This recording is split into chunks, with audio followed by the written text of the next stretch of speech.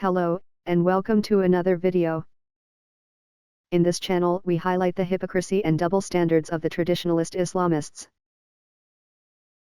And today we are returning to the topic of the hijab. In our previous video, we argued that there is no Quranic basis for mandatory hijab.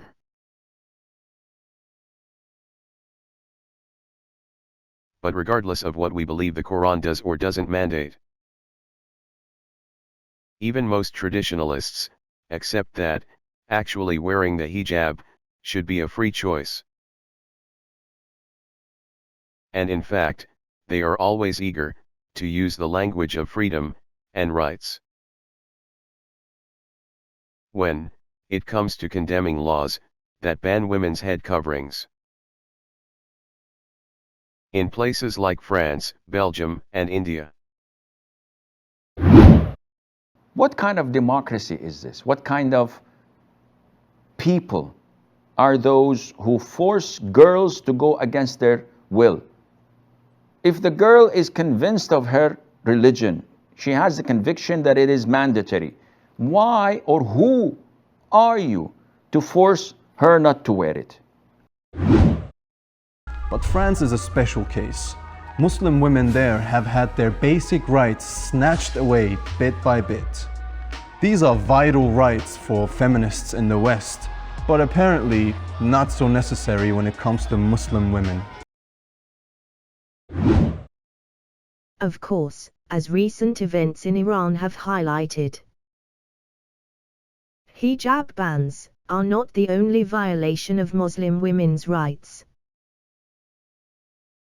Women's right to choose not to wear the hijab has also been snatched away in some places. The images of women in Iran taking to the streets and publicly ripping off their hijabs in protest against forced veiling laws is a vivid reminder of how hijab simply isn't a choice for many Muslim women. So what is the response to this violation of women's rights by those traditionalists who were so concerned about women's right to wear the hijab?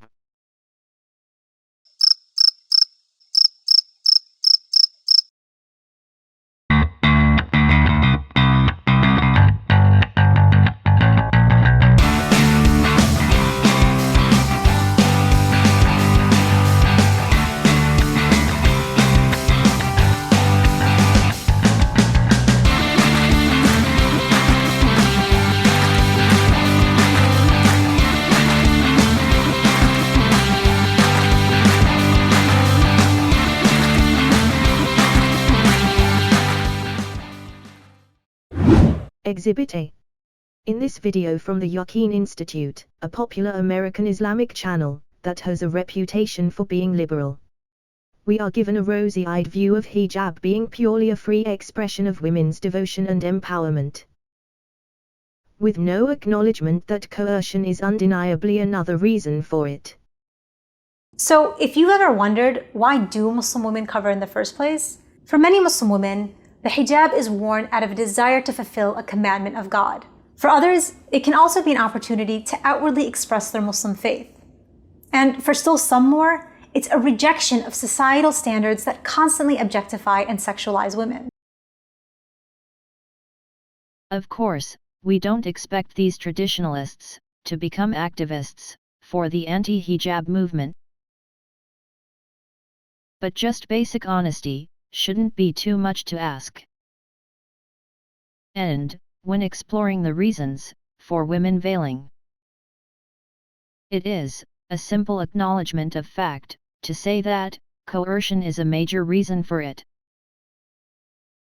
But, even worse is when the video goes on to argue that the idea that the hijab can be a tool for oppression is purely a product of Western prejudice.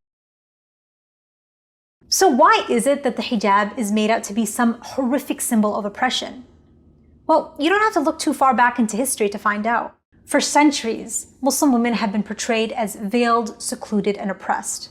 By creating the story of the poor, helpless Muslim woman locked in an oppressive culture, one is naturally inclined to feel pity, sympathy, and outrage. And it's these very emotions that have been used to justify military intervention and imperialism on a global scale for well over a century. This is no doubt part of it. But it is clearly not the whole story. Perhaps we should ask the women in Iran, or Afghanistan, if they agree that the idea that the hijab can be a symbol of oppression is merely a figment of the West's imagination.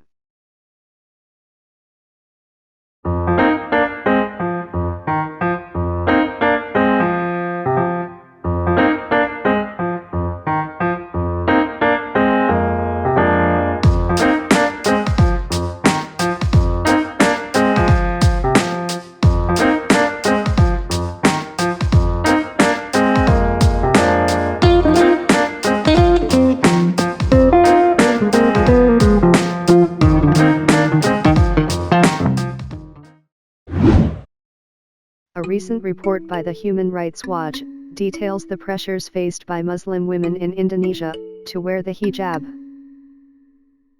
The report highlighted the discriminatory regulations and related social pressures on women and girls to wear the jilbab or hijab in schools, within the civil service, and at government offices.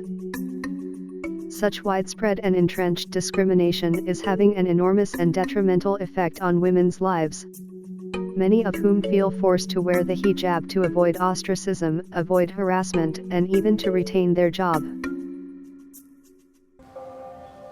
Saya mematuhi peraturan berjilbab di tempat saya bekerja. Kolega saya sebelumnya dalam tanda kutip mengancam saya atau menulis sesuatu yang menakut-nakuti saya untuk memecat saya, atau bagi saya adalah karena saya perempuan gitu, saya harus menghidupi anak saya harus mencarikan dia makan gitu. Jadi itu menjadi dia menjadi alat yang penting bagi saya untuk mencarikan anak saya makan gitu. According to the report, discrimination against women in Indonesia who choose not to wear the hijab is rampant, and may take many different forms. Dengan para perempuan yang terkena dampak itu, ternyata dampaknya tuh luar biasa gitu ya. Terus kemudian bahkan ada yang waktu itu yang testimoni dia jabatannya ditunda.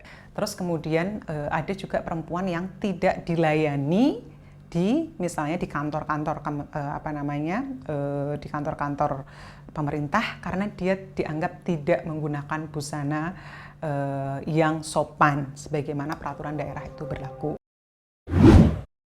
The harsh reality is, coercion is a major reason why Muslim women wear the hijab.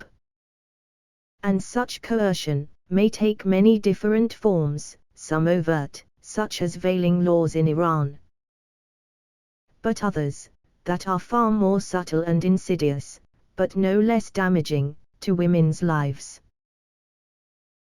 And furthermore, it happens all over the world, not just in the more obvious places like Iran and Afghanistan.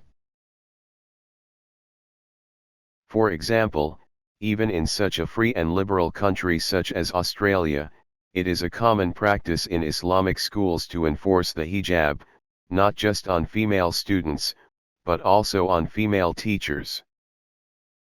Such discrimination only occasionally reaches the general public, such as this incident from 2013, when 2 female teachers took a South Australian college to court for unfair dismissal, after they were sacked for not wearing a hijab. And yet despite all of this, there remains a persistent narrative in the West that promotes the hijab as purely an instrument of empowerment, self-expression, and religious devotion. In this well-intentioned but misguided puff piece by the popular channel FTD Facts, 10 reasons are listed for why women wear the hijab. And yep, you guessed it, none of them mentions anything about coercion as being a factor.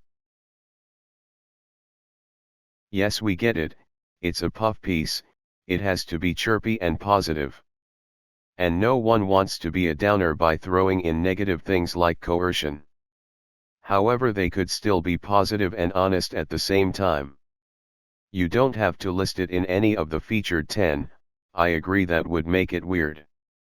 But they could just say something like, unfortunately for many women coercion is a factor in them wearing the hijab, but for millions of others, it's a good thing, and here are 10 of the positive reasons why women wear the hijab.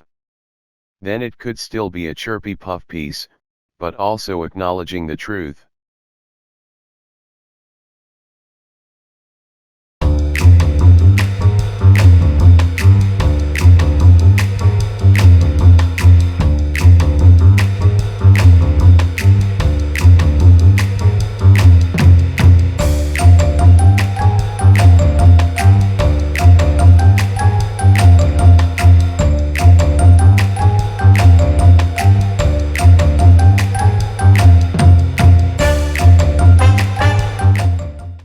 Thanks for watching.